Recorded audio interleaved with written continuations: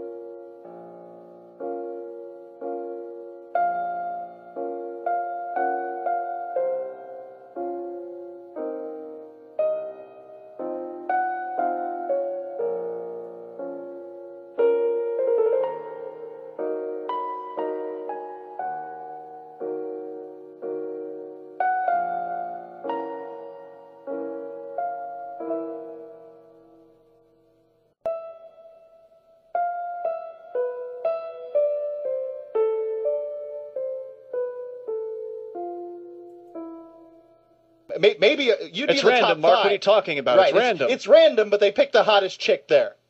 Yeah, so when I, told them I didn't want that, they all screamed opt out, and some lady came over starting to put on gloves already, and she, grabbed my arm and started pulling me into this area, and I just kind of pulled away from her, and I was like, whoa, what's going on here? And she's like, well, if you opt out, I have to give you a full pat-down. And I've read about these new pat-down procedures that they have, which right. and I've gone through them as well, and it's like physical full palm on every area of your body, including, on your breast, they have to squeeze and, twist them. What? It hurts. It's getting to the point where I feel more physically molested than if some random guy actually came up and molested me. It's more intrusive than that. And They're twisting on your breasts. I didn't even realize that was happening. I mean, it's horrifying. Yeah. And so they put me in this little area, which is directly after both the body scanner and the, regular magnetic detector. Mm-hmm. And so everybody who goes through that has to, go around this area that I'm in. And I'm just standing there, and this lady's screaming at me about the procedures, and I was like, okay, well, can I talk to your boss? Because I obviously couldn't get anywhere with her. So you're basically front and center, in front of everybody that's coming through. They're all watching you. They have to walk around me in a little glass cell to their ticket.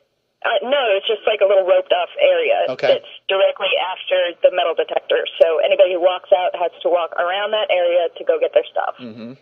And so I'm sitting there, and she brings out her manager, and the first thing she says to the manager is, this girl has all kinds of opinions on how we're doing our job wrong.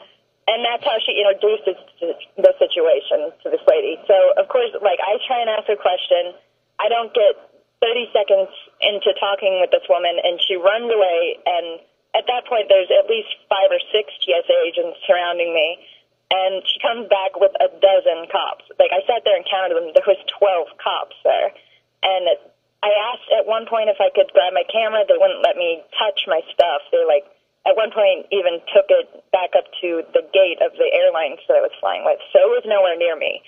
And I'm just sitting there, I had taken off my jacket, my shoes, all my jewelry, everything. And I'm trying to talk to the one officer who I guess they put in charge of the situation. And anytime I asked him a question that he didn't have an answer to, he would get really upset and just start yelling at me some more. And so finally they just cuffed me in the chair. And at this point, like, so many people are Cuffed? yelling at me. I don't know where my stuff is, and I'm just scared. And as soon as they go to do that, the original TSA lady who was going to give me the pat down just kind of, not really whispers, but quietly so nobody else can hear, says, well, I can tell you one thing, and then she rips my airline ticket in half. It all happened so fast, Robin Kastner still looks back in disbelief. And I was thinking, oh my God, I'm being beaten up. And I didn't know who and I didn't know why.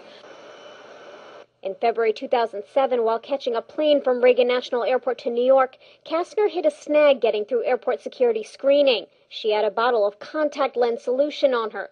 What transpired after that was caught on these airport surveillance cameras and could cost airport officials millions of dollars. Immediately, they twisted my arm around. It felt like it was breaking.